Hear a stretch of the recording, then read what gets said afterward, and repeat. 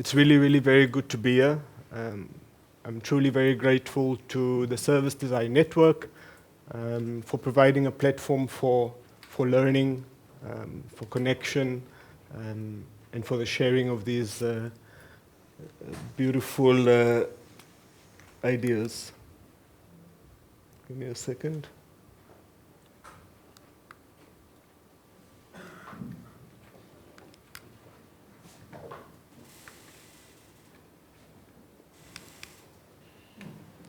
Three,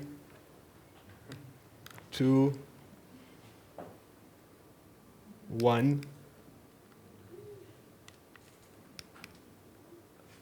Okay, let's start here.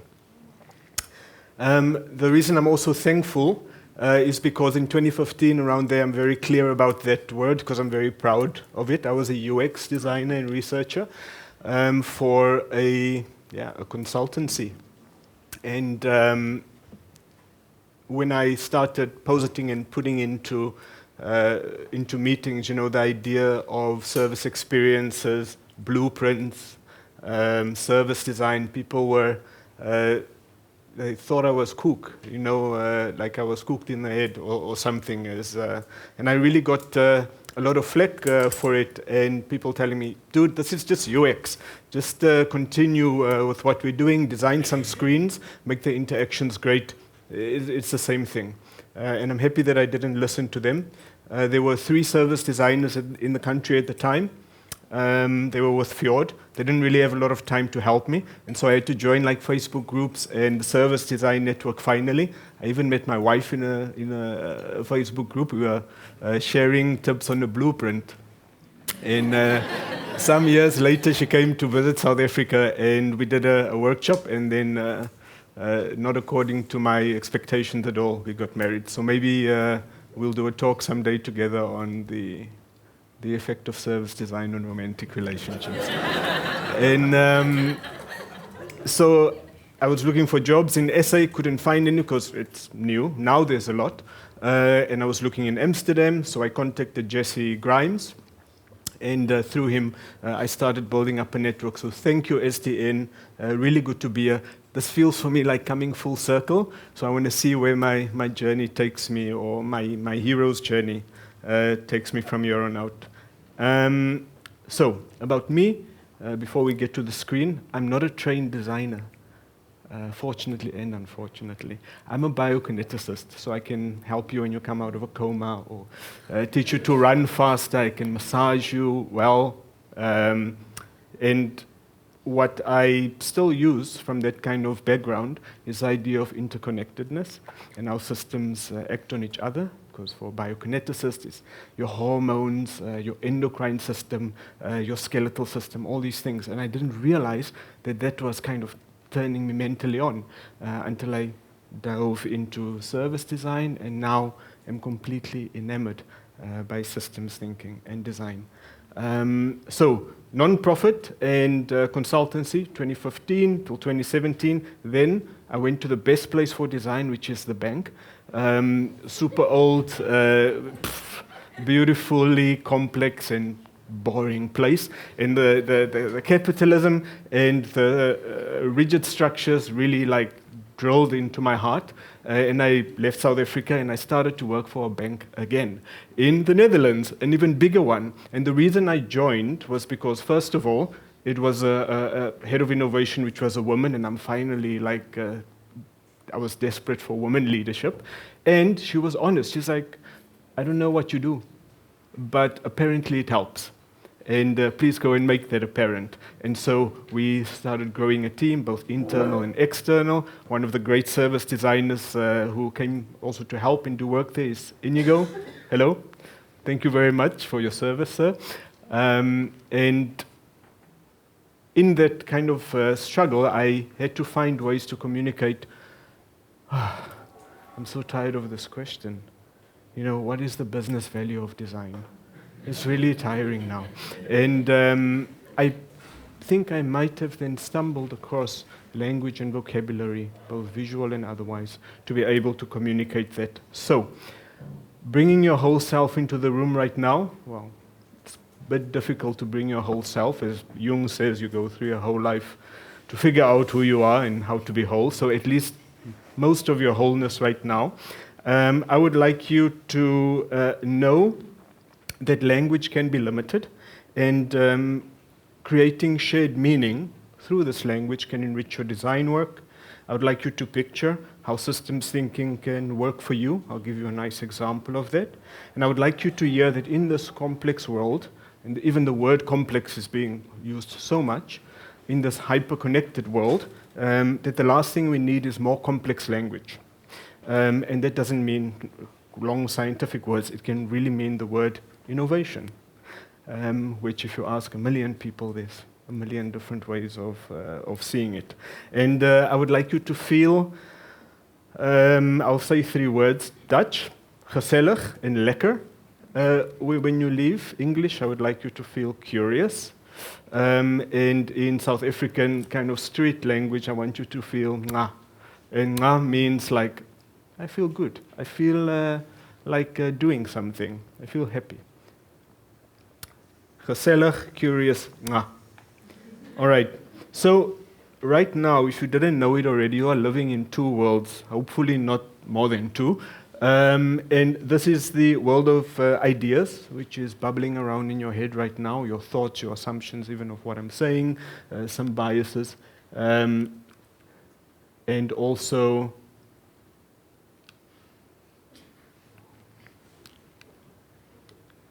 okay, 3, 2, 1. Okay. So I'm going to talk through my story. It's not moving, so I leave a minute or 2. Thank goodness. In the world of experiences, this tactile world, you can touch, you can see, you can feel, and that is very much where your senses are playing a role.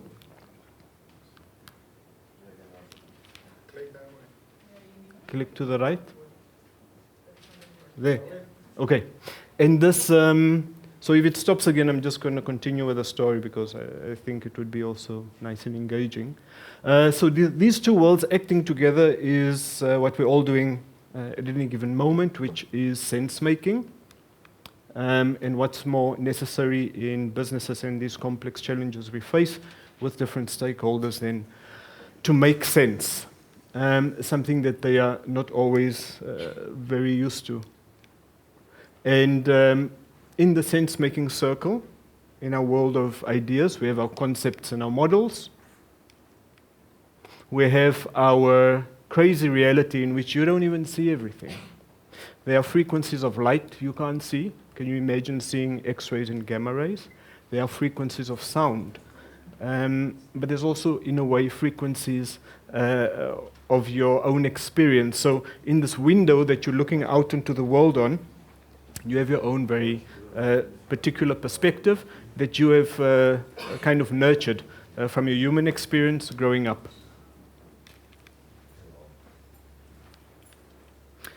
These concepts or models, informed by your perspective, allow you to make certain decisions on how you will act upon this reality and change it. If you are in a bad relationship, you're not getting flowers.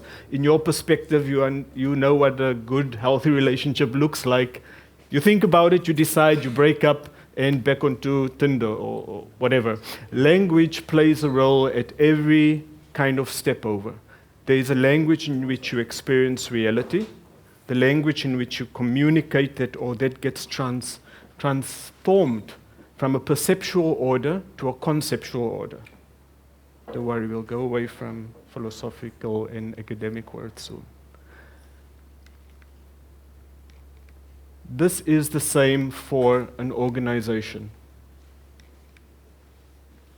It sees reality, it sees its market, its consumers, users, stakeholders.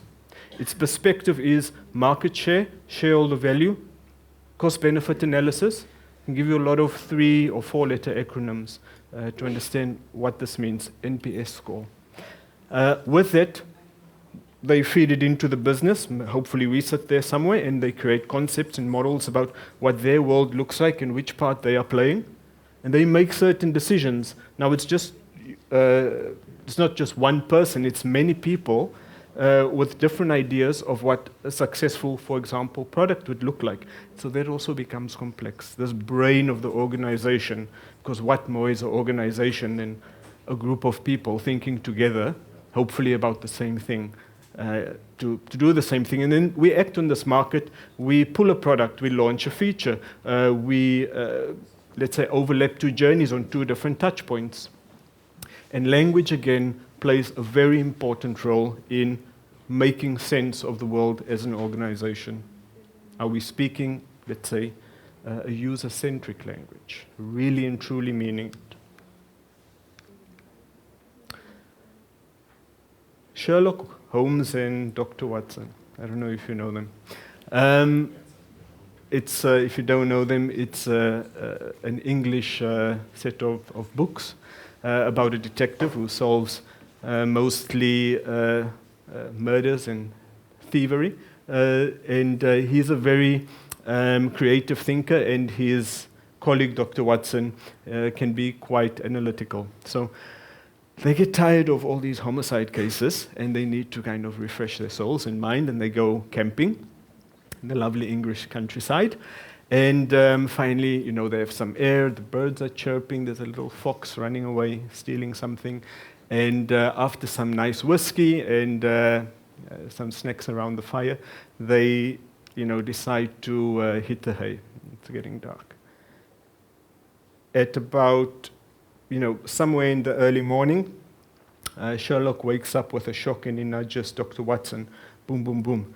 And Watson is like, still a bit screwed from all the whiskey, and he's like, "What's up?" And Sherlock says, "Watson, look up into the sky. What do you see?" And Watson is like, "Oh, shit. Well, astrologically, there's millions of stars, man, and probably millions more galaxies. Astronomically, I see that, Saturn is in Leo. Theologically, wow, don't you feel small? Maybe there is a God. Maybe there is a greater intelligence. Horologically, dude, it's about 3 a.m. Probably, I can't see any light coming up. And meteorologically, I don't see clouds. I think it's going to be a good, fresh morning. Why, Holmes? What do you see?" And Holmes replies to Watson, "Watson, you idiot, they've stolen our tent." And it's so simple. And this language plays a role here as well.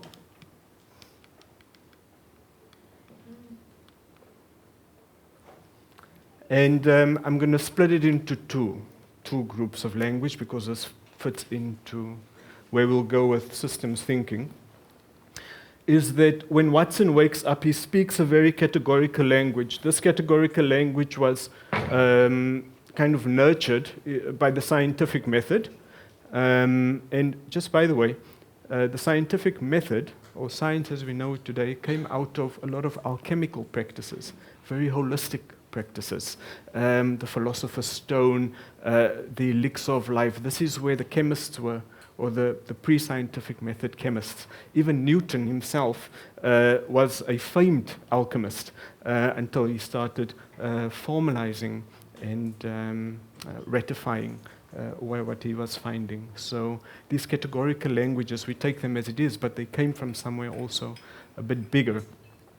When Watson specifies and categorizes what he experiences, he makes a certain analysis of the situation, and he immediately kind of places himself as the viewer. And he has a certain reaction, which is that of maybe surprise. When Holmes wakes up, he sees a bigger picture. Now again, I would say, when you watch the series or read the books, everybody says Holmes, by power of deduction, has solved something. It's not deduction, it's the inverse, it's called induction. So induction means you look at all the different pieces of evidence, a splatter of blood, a knife, this murders story is sticking with me, sorry. A splatter of blood, a knife, a broken window, and you put it all together, and deductive logic, like a detective, is to look at the whole and see points and pieces of how that can work together. You look at the world in networks and themes.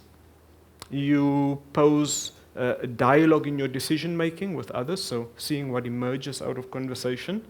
And you can generate certain actions instead of simple or only reactions. There is a place for categorical language. My use case is, and we're jumping straight into use case, because we only have a few minutes left, and I want to make this real for you, is an innovation project for realtors and home buyers. And in Amsterdam, as well as in other densely populated kind of metropoles, Stockholm, for example, people need houses. Students, younger couples, younger families, it's really difficult to find the house. The market has too little houses, too many people.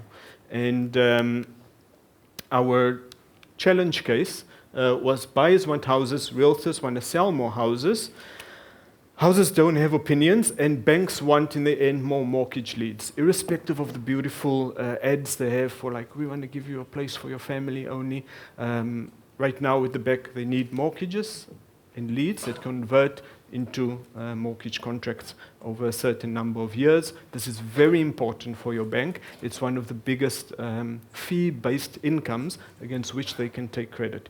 This is a side note.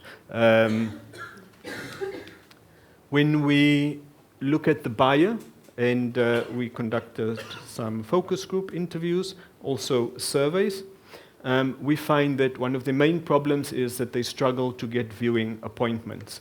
And it's really difficult to bid for a house if you don't know what you're bidding for, and if you haven't made some relationship with the realtor. For the realtor, we found a bunch of pains, and he or she or they want to reduce the amount of time that they are dealing with applications or requests to get viewings. They have a lot of admin to do, a lot of emails to respond to. So, first tool, first usable kind of framework of systems thinking, not mapping yet. This is called TASCOI. T-A-S-C-O-I. And TASCOI is a tool for naming a system. Now, in a natural system, nature, or in an engineered system, a piece of mechanic tool, the purpose of both is what it is and is what it's supposed to be. However, in a human activity system, we all see the same thing and attribute different characteristics to it. 1 million people, 1 million different views. This tool is great because it maps for you your perspective that you can communicate based on a very nice principle, which is transformation.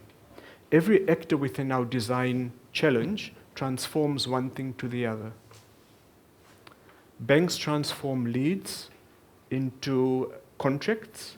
Realtors transforms viewings and viewers into paid and satisfied clients. And now you can go on with that imagination and think, what does the buyer transform? Using this map, we started getting a general language for, or a shared language on, what does the realtor do, what's their jobs to be done, and who are they serving. And just this idea of customer, even as a buyer, you have customers. That was one of the words which played a very big role. What we got to as a shared meaning of a story of the realtor was that they transform hints and inquiries into proposals and advice. Why? To do a successful sale and to give the mortgage lead, to the bank. Secondly, we found that the buyer themselves have a lot of customers to please. They have to convince themselves, their partners, their families. They have to convince the bank that they are good for the money by getting a document from the company that says, yeah, I'm getting paid. And so initially, putting all these ideas of, admin, which is a load, and the buyers who have to submit documentation, very categorically and linearly, we said, okay, potential buyers mean more admin, which affects the viewings, and that affects sales. Great, let's automate it. Very linear and categorical thinking. So I used a tool, a systems thinking tool called causal loop diagramming. I increased the idea of automation and saw what the effect is on admin. This is very nicely representing a concept called causality. If one thing goes bigger, one element goes bigger, it inflates. Does the element that it affects inflate as well, so get more? Or if I deflate, if admin deflates, does viewings deflate? Or does it have an inverse? So more admin, meaning less viewings.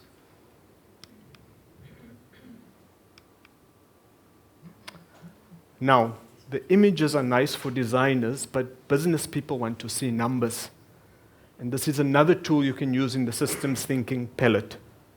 It can convert causal loop diagrams into a more mathematical representation. If you want to know about these tools, come chat to me afterwards. But it allows me to run simulations of our ideas and our proposed solutions. And what happened was when I ran the initial idea, which says, let's make better admin, automation systems, we saw that sales would increase but then plateau. Why? Because there's competition in the market who already have market share, and something we didn't think of, which was in front of our eyes. Realtor time capacity. We are all human beings. We have 24 hours and 8 hours in a day. We can't give you more time necessarily. So how do we help you outside of automation services to use your time more effectively? And very childlikely, we said we can prepare your buyers better. Because if they come to you and they cause so much admin, how about they make their decisions ahead of time on the houses that they want to view? How about they already get their documentation in order from the bank? How about they know exactly in which suburb they want to be, or did homework on the municipal implications and changes that happened in that neighborhood? And we ran the simulation again.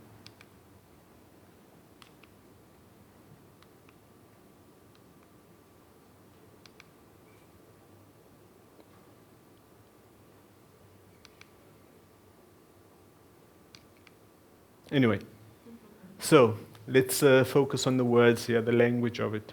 So the tools, naming systems, causal loop diagrams, stock and flow simulations. The words is to understand that we live in a world where there is perceptual orders of things, what we see. We translate that through our biases and perspectives into concepts. Everybody sees something a bit different. Thinking of holism and holistic ideas, natural ideas, instead of simply categorical. These people look very serious. Damn. Modeling instead of measuring. So building things together like these diagrams, instead of only measuring the metrics, the scores, the averages. And finally, getting behavior and insight, like we said, the realtor, for example, not having more time in a day, rather than only formulating and getting outcomes. And all in all, we're just human. It doesn't matter if we speak millions of languages, we have to share one heart. Thank you.